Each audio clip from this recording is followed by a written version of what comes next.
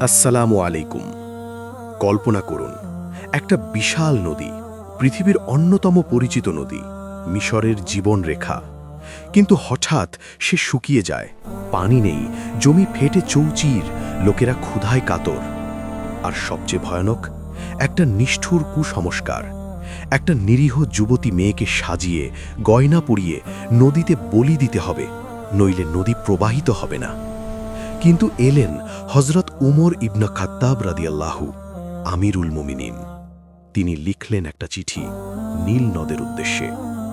কি লিখলেন, আর সেই চিঠি কি সত্যিই নদীকে জাগিয়ে তুলল? আজকের ভিডিওতে আলোচনা করব এই অবিশ্বাস্য ঘটনা।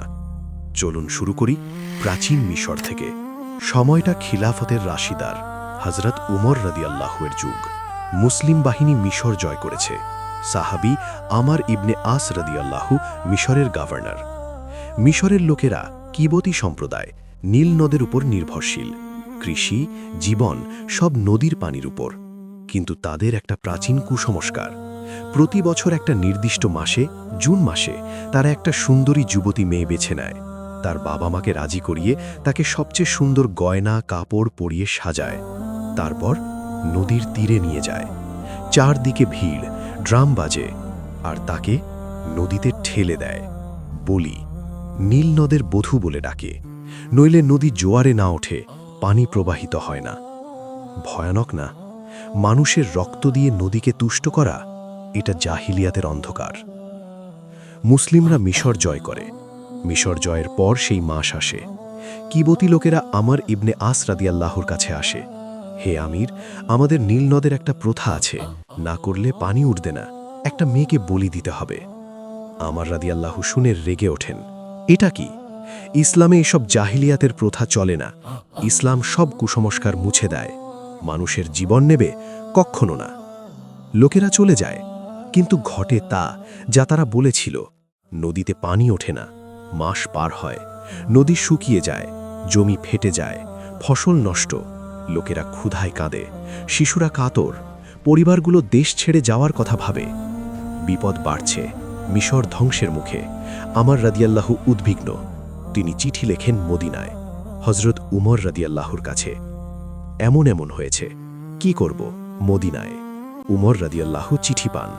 তিনি শান্ত, কোনো আতঙ্ক নেই। তিনি উত্তর লেখেন, তুমি ঠিক করেছ আমার, ইসলামে এসব হারাম। আর একটা ছোট কাগজের টুকরো যোগ করেন, বলেন, এটা নীল নদে ফেলে দাও। সেই কাগজে লেখা, আল্লাহর বান্দা ও আমিরুল মুমিনিন উমর ইবনে খাত্তাবের পক্ষ থেকে মিশরের নীল নদের প্রতি। হে নীল, যদি তুমি নিজের ইচ্ছায় প্রবাহিত হয়ে থাকো, তবে প্রবাহিত হয়েও না, আমাদের তোমার দরকার নেই।